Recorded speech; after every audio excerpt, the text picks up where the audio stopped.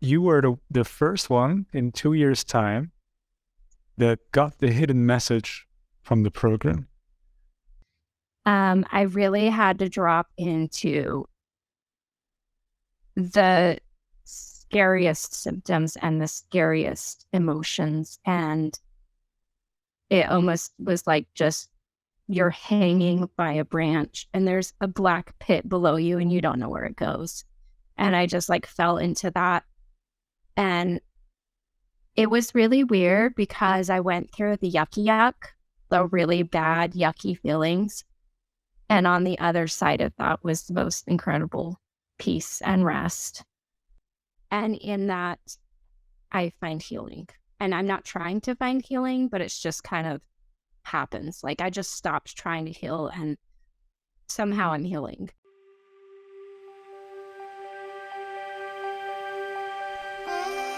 Hello, everyone, and welcome to the podcast and the YouTube series. Today, I have got a very, very intriguing guest, and I'm very happy she's willing to talk with me about recovery, about illness and healing, about emotions and the inner process that we all go through. She's been very inspirational in the Facebook group, so you might know her from the Facebook group. And with everything she says, I'm like, wow, yes, give me some more, spur some more wisdom in the group. So thank you, Sandra, for being here with me. And to ask you the first question, I believe this was your second time, or is your second time with CFS. Can you tell me a little bit about how this journey goes for you? I guess I'll have to rewind a little bit. So I had a health crash in 2015 after it was a traumatic event for me, maybe not for other people, but it was for me. And it took me a couple years to recover fully. And then I spent maybe 2017-ish. It was really bad for about a year. And then another year it took to kind of really shed the last bits of it. So I was recovered for a few years, and then my she was 14 at the time, daughter got diagnosed with cancer, which threw I like to say that I had mastered a certain level of dealing with stress, and I was able to use that to get well and to stay well. But this was like stress management training, like 2.0. And I didn't have the tools to really manage that level of stress. And so I did really well with it for about a couple years. And then, so in the spring of 2022 was when I crashed again. And it was worse than the first time, but I feel like I've recovered more fully. I was able to go to a deeper level and really get at some things that I hadn't got at before. And so it was a gift and a curse. But yeah, I would say in my mind, I think it feels severe for all of us when you're in it, but it felt severe. And there was a period of time, I want to say like May to probably through October, that it was really severe. And I was bedridden, like going to the bathroom was an event. And I just surrendered to death. I truly thought I was dying. And I think I found your stuff so my mind is still very foggy. And so dates and like times are a little hard to capture exactly when. So it's all going to be vague. But I think it was, I want to say in September is when I found your work. And I'll be honest, I was kind of cocky. I was like, I should be able to get out of this. I did it before. Like, I never thought it would happen again, ever. But that's how cocky I was. I was like, I have this down. Like, I am not going to crash again because I know how to not crash. But this one really threw me for a loop. And I had to completely undo everything that I thought I knew about healing. And so finding your work, I hadn't really looked a lot out there. I mean, I think I came across like a few things, on YouTube that did help. But when I came across your work, it was instantly like, oh, like it just clicked. Like I had that epiphany where I was like, oh, okay, this is what I need to be doing. And it was really amazing. I feel like I flunked out of your program. And then I'm a failure story for you. But I got like I got it so deeply and so quickly that I was like, yes, like I get it. And so I spent from then until now just being with that and really focusing in on that. It really was just like, you had so much to offer, and I really want to dive into it at some point. I hear people in the Facebook group talk about this module or that module, and I'm like, yes, like I get it.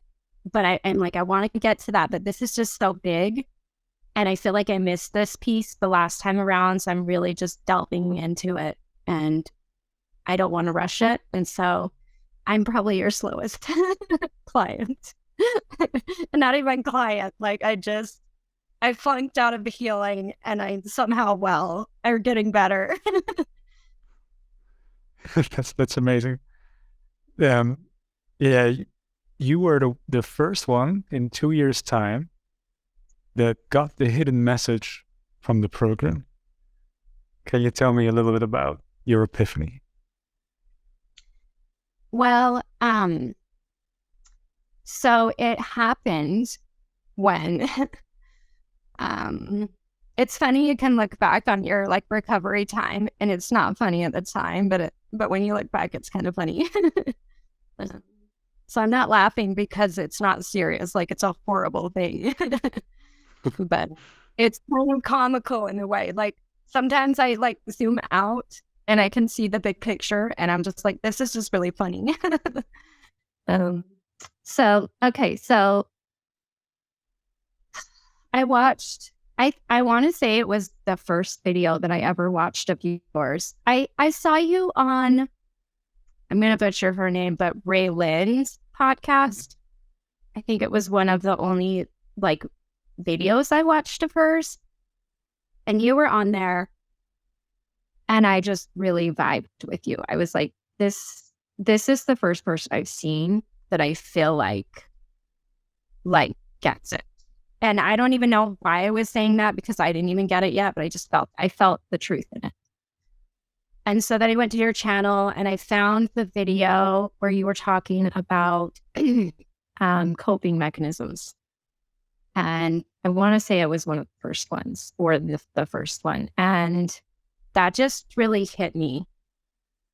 And I don't know why, and then I think I started like kind of skimming through your program. But I want to say it was the day that I saw the video. And I think I was there anyways. Like I was right on the cusp of a really deep breakthrough. And so, because I was at the point where I didn't have the energy to fight anymore. Like it sounds very depressing, but that's where I was. I was just like, I literally don't have the energy to fight. Spent the last 2 years fighting to save my daughter's life, and it completely burnt me out. And I'm proud to say that, because I feel like I really gave it my all. I was there with her through every difficult moment, and I really took it personal. And so, and then after my own health crash, it was just, I was completely exhausted. And so when you were talking about not using coping mechanisms. I don't know. It just hit me. And that day, I want to say I sat and I just let that so-called monster just get me. Like I'd been trying to outrun it and trying to cope with it in so many different ways. And I didn't have anywhere to run anymore. Like I didn't, and like I always say, like the philosophy that I've come to on healing, like for me, it worked because I tried everything else. So like if someone has options, by all means, go get those options. Like I was completely out of options. Nobody could help me. Nobody knew what was wrong with me. And I didn't have the energy to help myself anymore. So I just surrendered to it. And it was really terrifying. I really had to drop into the scariest symptoms and the scariest emotions. And just like, to me, if I could explain it, it almost was like just you're hanging by a branch and there's a black pit below you and you don't know where it goes. And I just like fell into that. And it was really weird because I went through the the really bad, yucky feelings. And on the other side of that was the most incredible peace and rest. And that's when I realized, like, I don't need to fight it anymore. Like, fighting it is actually trying to get somewhere, trying to heal, trying to recover, trying to fight this thing is actually taking me away from where I need to go. And where I needed to go was inside to the inner peace that's here and now. It's not out there in the future somewhere. It's right here inside the fear. Does that make sense? Mm-hmm. So yeah, that's for me. For me, it makes sense, but I'm sure not for most people. So you have been practicing radical acceptance, completely surrendering to the present moment, to yourself and to the symptoms. And one day you wrote you wrote, my favorite way to crash is to surrender or something. Can you explain this to us? Yeah. So, I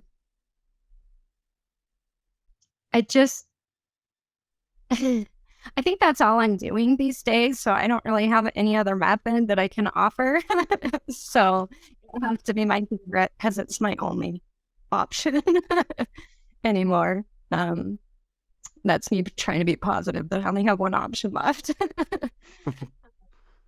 But yeah, so I feel like I've found the ability that I don't need to try to not crash. Like I've learned so much from the crashes and I'm no longer trying to fix myself.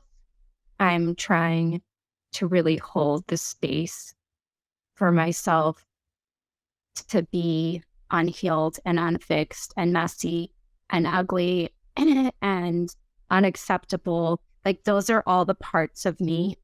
That deep dark hole are all the parts of me that other people accept. And so I chose not to accept them. And I feel like I can't be whole without those.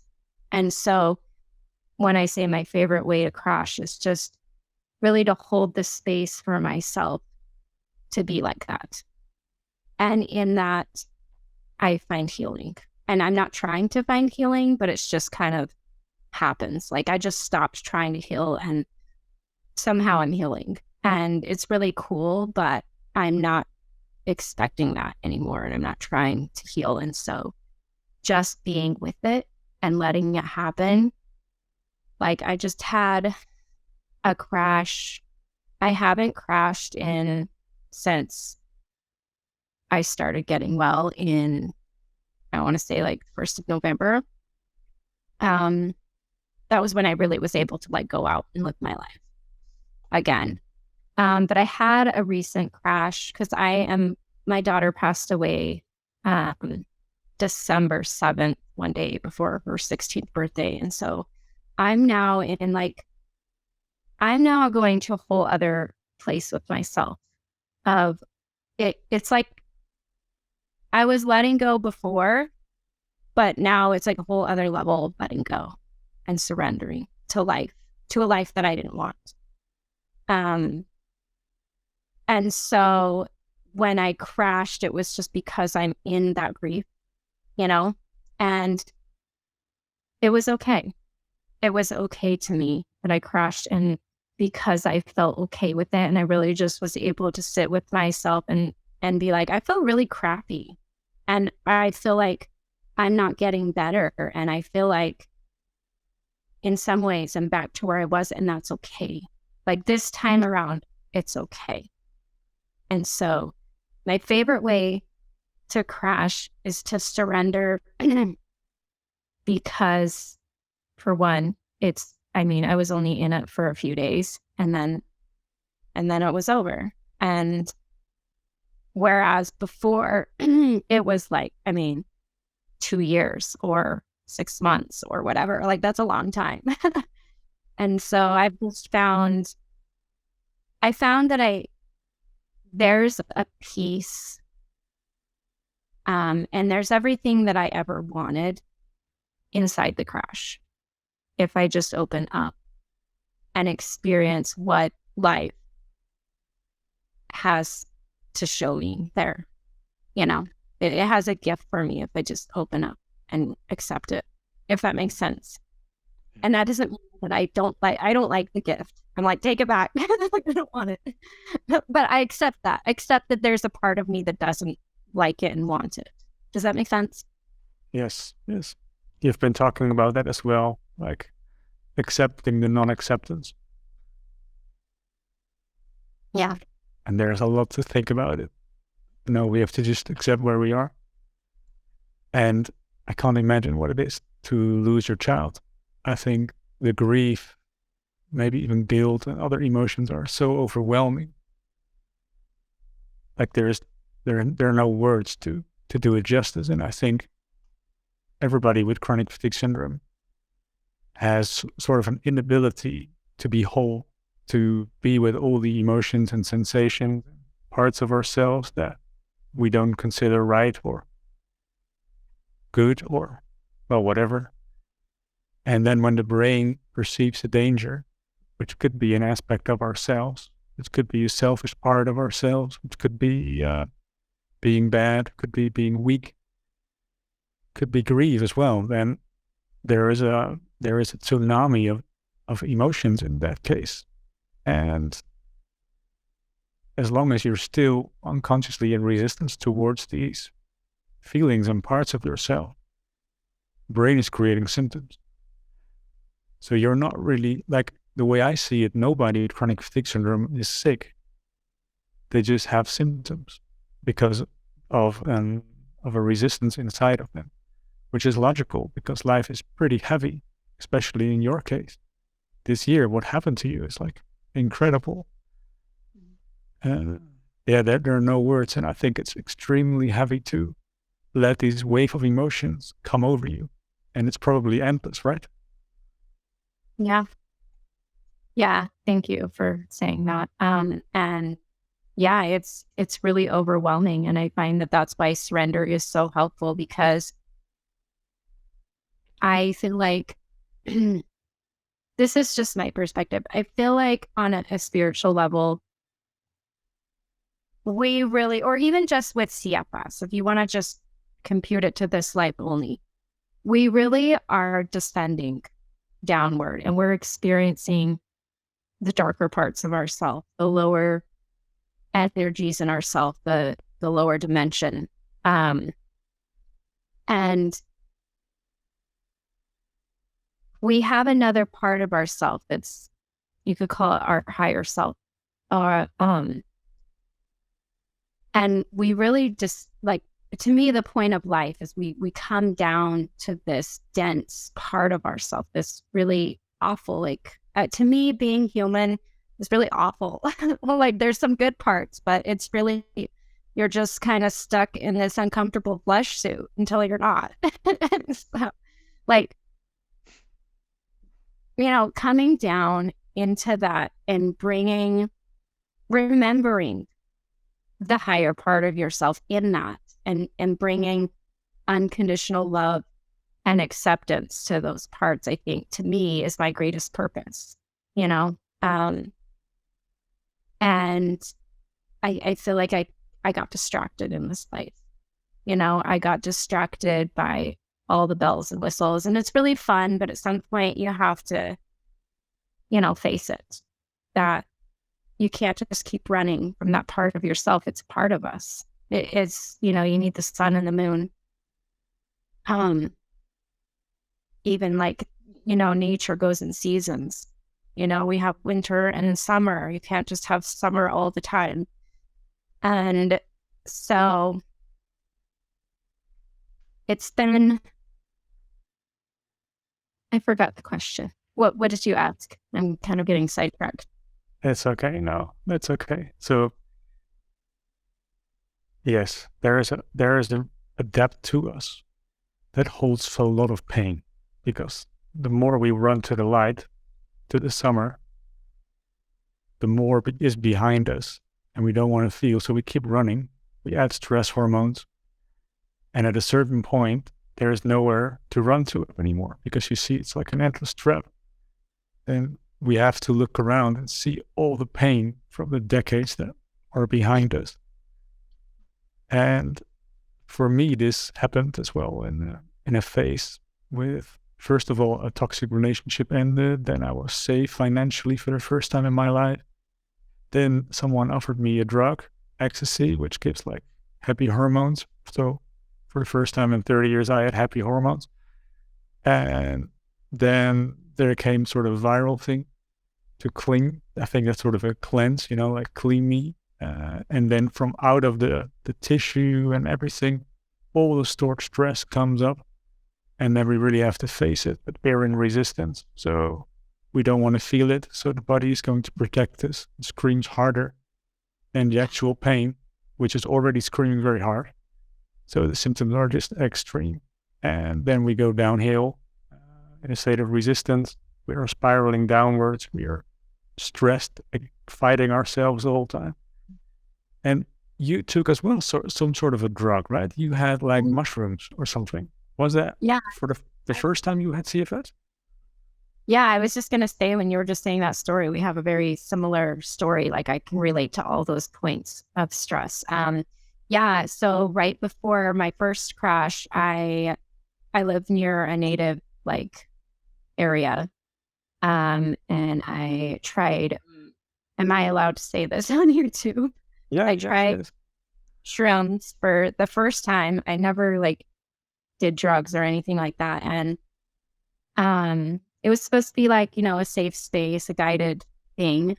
But just where my mind went, for whatever reason, was I died, went to hell. I saw my funeral. I saw everything that I'd ever missed in life. All the truths, just how I was living and how I was off track with where my soul wanted me to go. And then so the hell part was just sitting in these dark emotions that I had just buried down my whole life. And that was just completely shocking and overwhelming to my system. It was all right there. Instead of, taking it layer by layer and, processing those emotions like you do in your program, it was just, bam, here. This is all the stuff you've buried that you never faced. Here's all the stuff you're running from. Here's how far off you are in life. It was just too much for my brain. It was too overwhelming. Because I was living oblivious one moment, and the next moment I felt like I was fully awakened. And I crashed hard. And that was when I never really struggled with anxiety or depression or health problems before that. And it was like a light switch. It was literally totally fine one day, the next day, everything crashed. And so, yeah, it was over the 2 years, it was really processing everything that came up from that. And to a certain degree, I feel like I've gone a lot deeper and more fully and more authentically into, those parts of me that I didn't want to face. But the last time, yeah, it took a while to process that. It was just so overwhelming. And so, Yeah, that's a bit funny, because we take these shrooms or drugs to feel good, but as a consequence, we also get the opposite. We feel bad. People go doing meditations and they expect to feel good afterwards. But no, you're in a good state. So the opposite of that, which is not the good state, is coming up. So then people crash after a meditation. So they go too extreme. We just want to feel the good stuff. yeah. But yeah, the bad stuff turns out to be pretty beautiful as well eventually. Yeah. Yeah. It's kind of like, I was just telling someone the other day that I've been helping through their crash. I said, it's kind of like alchemy. You start out with, I'm going to butcher this, but isn't it coal that turns into a diamond? I don't know. I'm not scientific, but anyway, it's kind of taking, a piece of crap and like it becomes, it has the potential to turn it into something different, and I think there's a book about that. I can't remember what it's called, but basically turning something into gold. I'm not good at this stuff, so people in the video are gonna be like, I know what she's talking about, and I can't tell her. You can write it in the comments. Yeah, in the comments. But yeah, I mean, like, eventually everybody talks about the same thing, like, I think almost every story from the hero's journey is about this. It's about finding enlightenment. Most people that are really in their minds, trying to outrun the darkness, they trying to reach for enlightenment. And it's pretty simple. All you need to do is turn around or turn inside and feel your darkness. Yeah. It's hard because for me, my brain is still conditioned to create symptoms whenever I have a negative emotion. So it's constant work every day. Feel within. Look, if I feel a little bit groggy, do I have to cry? Where is this pain? Yeah. Yeah. Being with yourself and sitting with yourself through that, I think is, and I found that too. And I think that's why I had such a hard time my second time around, because everywhere I looked for solutions, like I had already kind of in a way just realized, because of my, getting through my first crash, kind of like the same methods of madness. It's like, let's put a different label on it, but it's still the same madness. And I had that's why when I found you, I was like, he gets it. Because I found in, trying to open my mind up and learn new things and searching on YouTube for information or wherever, because doctors couldn't help me. They were like, we don't know, you're fine, but I was bedridden. So I wasn't fine. But yeah, just trying, it was like that. Everyone's trying to find enlightenment, but instead of enlightenment, it was like everyone's trying to find healing. And to me, like, I just never could get into it, because I was like, it's just, you're still just denying yourself. You're still running from yourself. And to me, what helped me heal the first time was really going into that darkness and feeling all those emotions and accepting, like, keyword accepting it. I fought it for a while, and it just got worse and worse and worse. And it was when I just accepted it that it started to dissolve. And so I'd already learned that. And so all these programs, people were like, try this program. And because I finally got on the lead, okay, like, I'm having a bad health crash and it's a stress-related illness.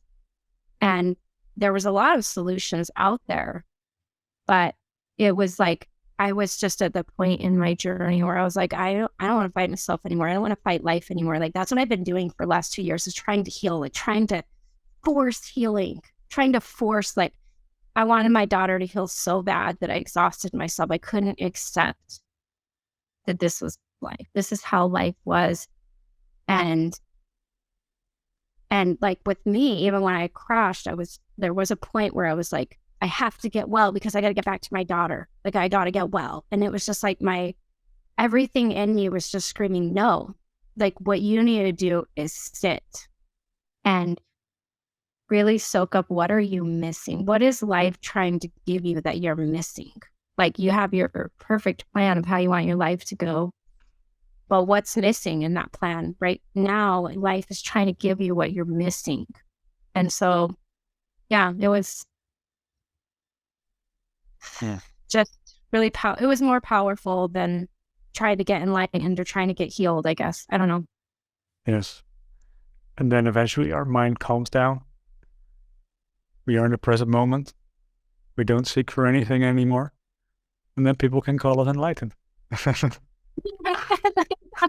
Exactly. Like, it's funny now. I feel like the most unenlightened, uninspirational, like when you want to be on your podcast, I was like, why? Like, I'm so not healed. Like, and I love it. I love that. I feel so good there. Like, it feels so freeing. I don't have to heal anymore. I can just have a crash. Like, I can just have a crash and like be crappy. Yeah. And that's exactly why I want you on the podcast.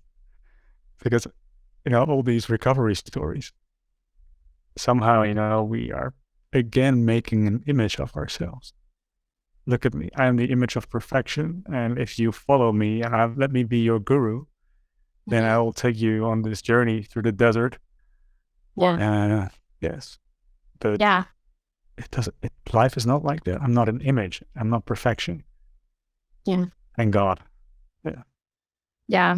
I saw a funny TikTok the other day. It made me laugh so hard. This guy was saying, they say if you know that you're smart, then really you're dumb.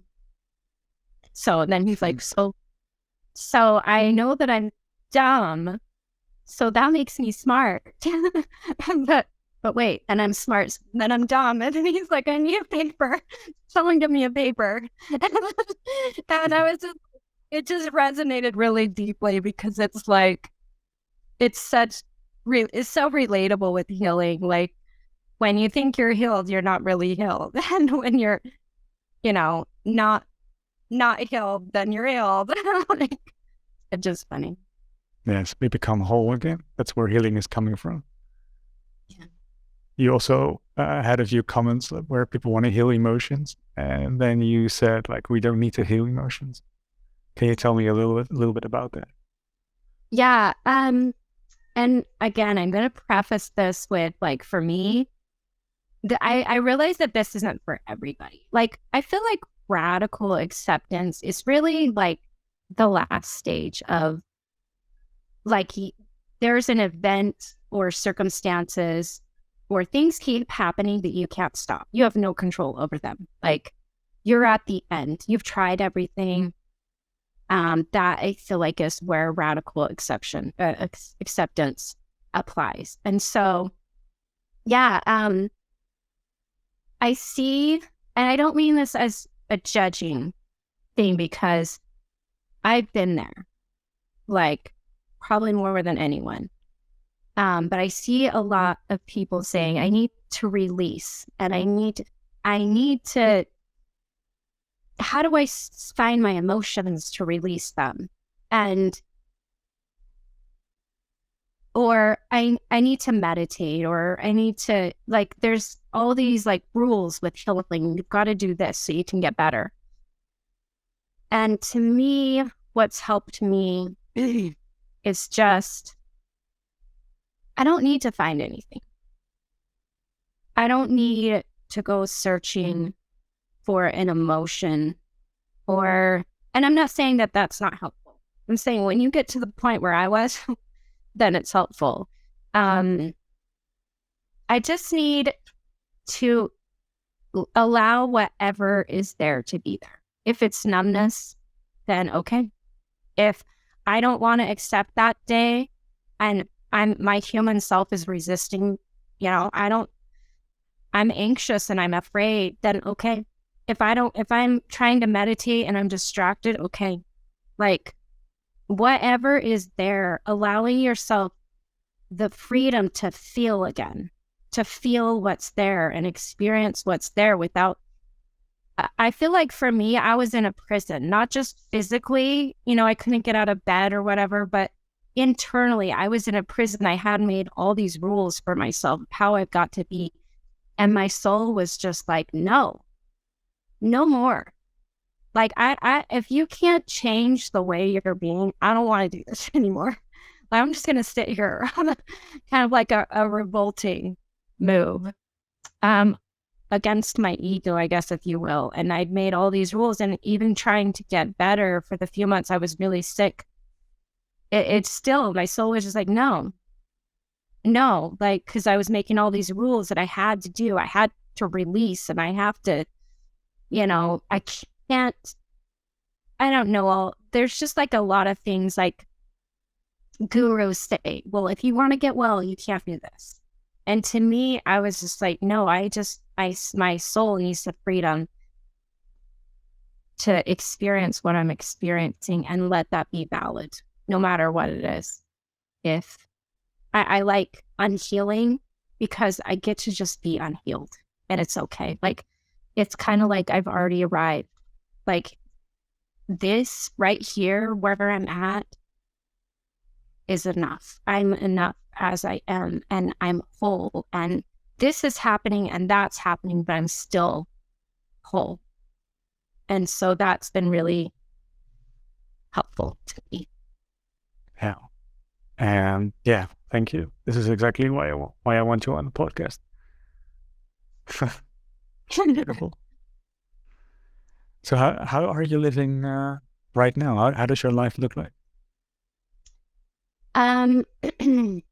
So let me rewind just a little bit. So in November, mid-November, was when my daughter went on hospice. And so, that's really was my big breakthrough, because I was just, I don't recommend this. This is not, this happened for me. It was my experience, but I don't recommend this. But like, I don't care if I die. I don't care if I crash. I'm going to go be there for my daughter. And so I just basically stopped caring. I was like, it sounds so depressing, but I was like, if she's going to die, I don't even care if I die. Like, I don't care what happens anymore. And that was really like that freeing moment. Like, and I had horrible symptoms through that, but eventually they kind of dropped off. And so that was when I really got free. And we went through my daughter's passing. And then after that, I don't know, just something woke up in me and I just wanted to live again. And so there's been a couple times since then that I took on a couple really big projects of, we did a Christmas and a Valentine, like donation gift kind of thing to drop off at the children's hospital where she went. So we took in a lot of like toys and blankets and hats and stuff for Christmas, because she didn't want a funeral. She just wanted it. She wanted a life celebration. She wanted people to dance there. So we danced. And she wanted to be cremated so that the money could go toward, something better. And so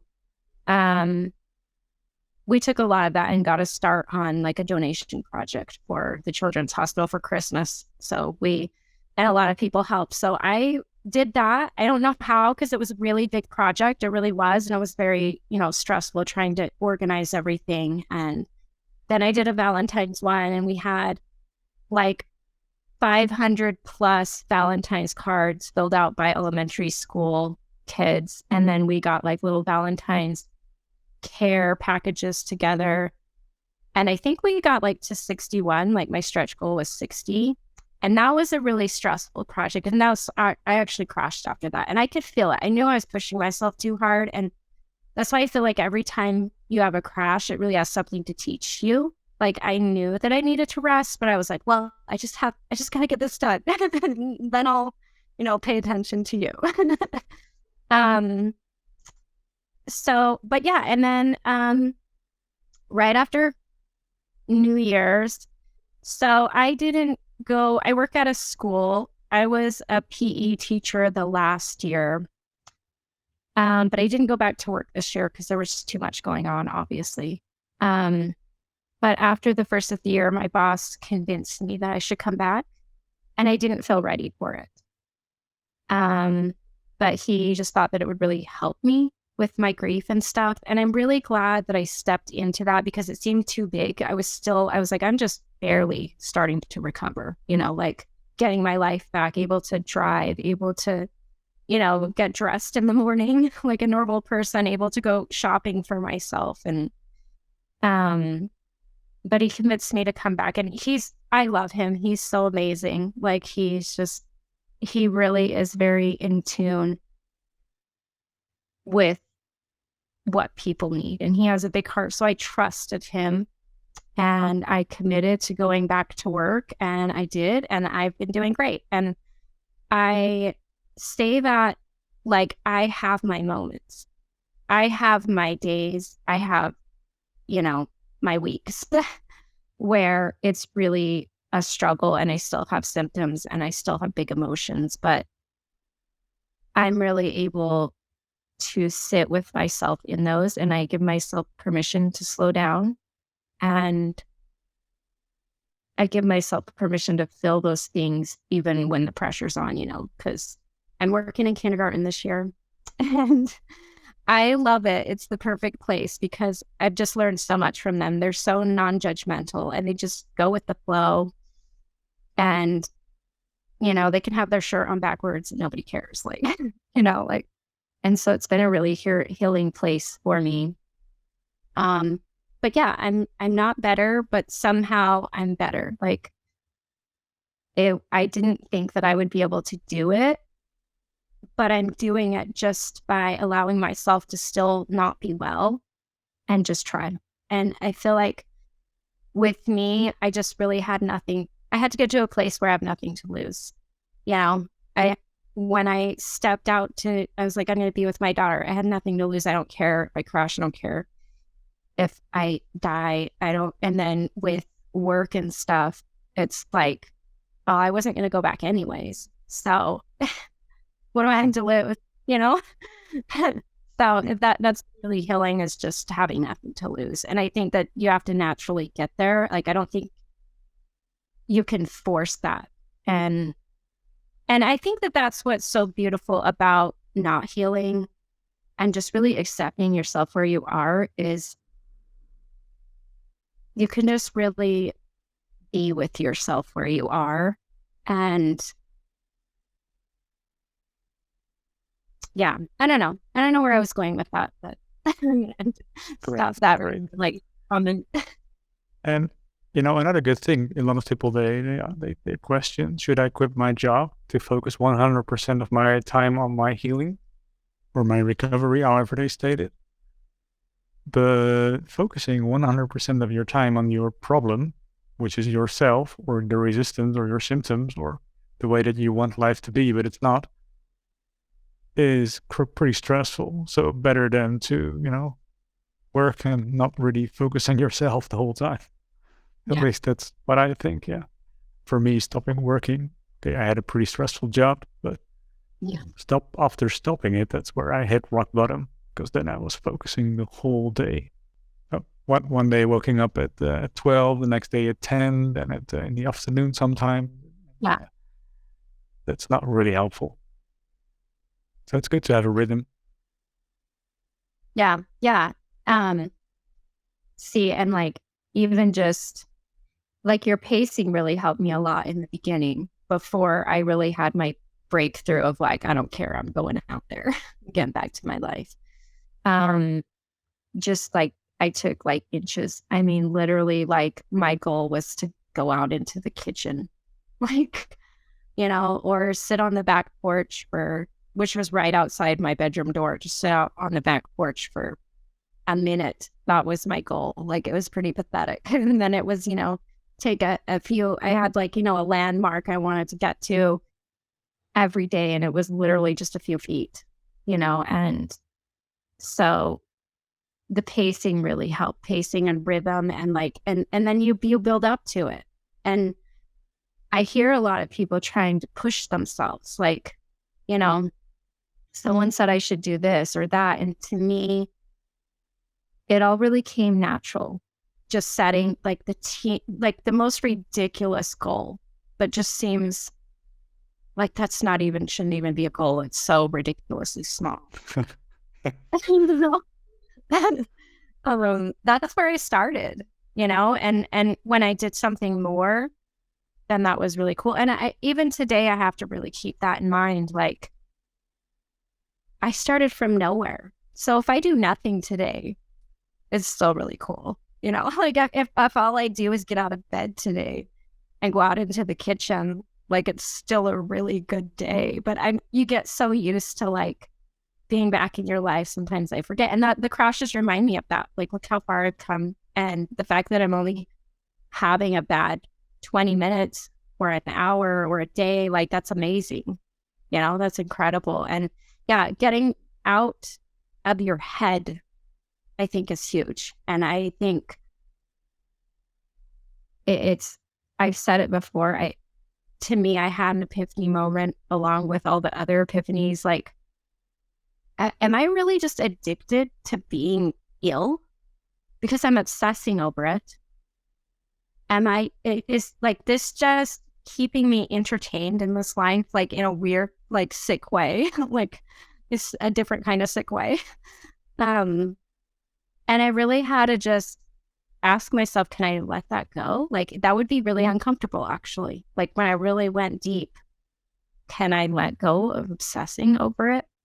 Like, does that make sense? Yes. And then I talk about it in the program as well, in the 9th module. The moment where you don't care anymore about healing, where you just live your day as best as you can within the possibilities that you have. You try to enjoy, relax, enjoy the sunshine or whatever it is, maybe the couch, maybe even the blanket, maybe that you were squashed to the bed without distracting to it, just feeling it. Those are the moments that people heal. So you can heal for a little bit, for 10 minutes, and then you get into resistance and then you stop healing. That's what most people do. They heal 10 minutes and then they are again in resistance for 4 hours, 5 hours. Mm-hmm. But it's all about those tiny moments that you relax and enjoy yourself. So give up for everyone listening, give up the desire to heal. Give up the thought that there is something wrong with you. Just be in the present moment. Feel yourself and try to enjoy yourself as best as you can. I think that acceptance, and as well the acceptance of non-acceptance, is something that you let's say radiate and inspire a lot of people with. Being able to go with people into the darkness and sit there with them while they unravel that, or not unravel it, either way. And that has been, I love that.